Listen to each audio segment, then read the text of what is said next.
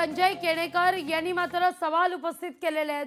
उद्धव ठाकरे वडिलांना दगा देणारे नेतृत्व आहे असं आमदार संजय केणेकर म्हणतात। यांचा हा आरोप आहे उद्धव ठाकरेंवर। हजारो कोटींचा भ्रष्टाचार करत जनतेला दगा दिला, कोरोना काळात घरात बसून मुख्यमंत्री पद चालवलं असा केणेकरांचा आरोप आहे।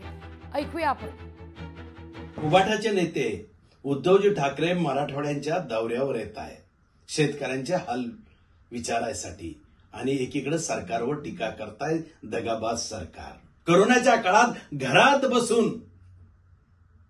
मुख्यमंत्री पद चालवलं आणि मोडद्यांच्या टाळूवरचं लोणी खाण्याचं पाप केलं, हजारो कोटींचा भ्रष्टाचार केला। हा त्या काळात दिलेला नागरिकांना दगा आहे। आपण मराठवाड्यावर आले तरी लोक आपल्याला मागचा हिशोब विचारतील।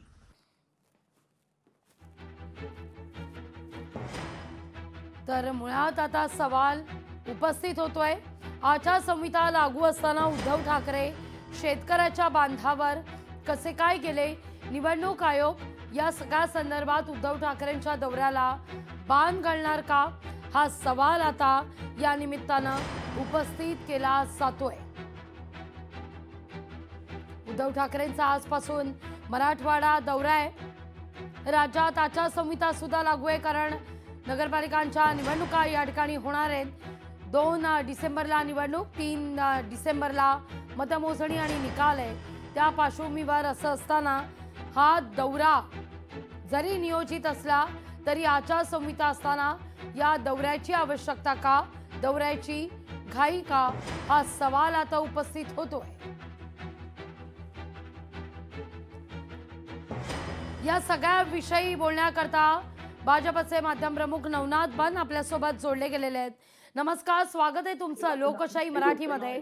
काल पत्रकार परिषद झाली राज्य निवडणूक आयोगाची, त्यानंतर आचारसंहिता राज्यात लागू झालेली आहे।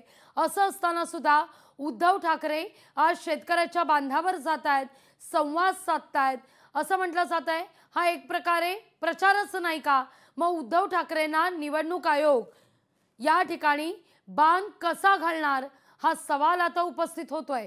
कसं पाहताय एकूणच या सगळ्या दौऱ्याकडे?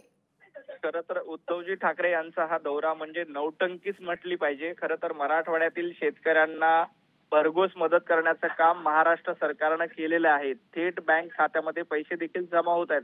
अशा परिस्थितीमध्ये राजकीय पोळी भाजण्यासाठी नौटंकी करण्याचा प्रयत्न उद्धवजी ठाकरे यांच्या मार्फत सुरू आहे आणि हा मराठवाड्याचा दौरा म्हणजे एक फार्स आहे। खरं तर याआधी मुख्यमंत्री असताना उद्धवजी ठाकरे यांनी शेतकऱ्यांना कवडीचीही मदत केली नाही, उलट बांधावर जाऊन शेतकऱ्यांची फसवणूक करण्याचा प्रयत्न केला। आणि आता मागच्या वेळेला देखील मराठवाडा दौरा केला, त्यावेळेला ते म्हणाले होते की माझ्याकडे देण्यासारखं काही नाही, माझे हात रिकामे आहेत। आणि आता ही रिकामे हात घेऊन उद्धवजी ठाकरे मराठवाड्याच्या दौऱ्यावर जात आहेत। खरं तर महाराष्ट्र सरकारनं मुख्यमंत्री देवेंद्रजी फडणवीस यांनी शेतकऱ्यांना भरघोस मदत केलेली आहे। मोठ्या प्रमाणामध्ये थेट शेतकऱ्यांच्या खात्यामध्ये पैसे जमा होत आहेत। जवळपास 32,000 कोटी रुपयाचं पॅकेज राज्य सरकारनं दिलेलं आहे। असं असताना देखील फक्त नौटंकी करायची हे काम उभाटा गटाकडे। अगदी नवनाथजी, माझा आवाज पोहोचतोय तुमच्यापर्यंत? पुन्हा एकदा आपण नवनाथ बन यांच्याशी संपर्क साधण्याचा प्रयत्न करूया। उद्धव ठाकरेंचा हा दौरा म्हणजे फार्स आहे, नौटंकी आहे अशी टीका या ठिकाणी नवनाथ बन यांनी केलेली आहे। मुळात 2 प्रश्न यातून उपस्थित होत आहेत। एक तर सगळ्यात महत्त्वाचा मुद्दा, एकीकडे आचारसंहिता लागू असताना उद्धव ठाकरे बांधावर कसे जात आहेत। दुसरा महत्त्वाचा मुद्दा, बांधावर उद्धव ठाकरे आचारसंहिता लागू असताना गेल्यावर निवडणूक आयोग उद्धव ठाकरेंच्या दौऱ्याला बाण कसा घालणार, हा एक महत्त्वाचा मुद्दा। आणि तिसरा सगळ्यात महत्त्वाचा मुद्दा म्हणजे राज्य सरकारनं नुकसानग्रस्त भागाकरता म्हणून निधी जाहीर केलेला आहे, मदत जाहीर केलेली आहे। या सगळ्या घडामोडीनंतर अनेक शेतकऱ्यांच्या खात्यावर मदत येण्यास सुरुवातही झालेली आहे। असं असताना मराठवाड्याच्या दौऱ्यावर जाऊन उद्धव ठाकरे हे काय साध्य करू पाहतायत, शेतकऱ्याच्या बांधावर जाऊन काय साध्य करू पाहतायत, असा सवाल आता या निमित्तानं उपस्थित होतोय।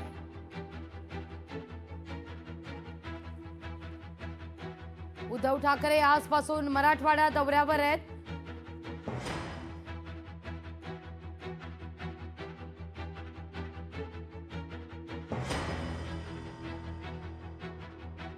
भूमिका लागू असताना ठाकरे शेतकऱ्याच्या बांधावर कसे, हा सवाल आता या निमित्तानं उपस्थित होतोय। राज्य निवडणूक आयोग उद्धव ठाकरेंवर काय कारवाई करणार, या निमित्तानं सवाल उपस्थित आहे।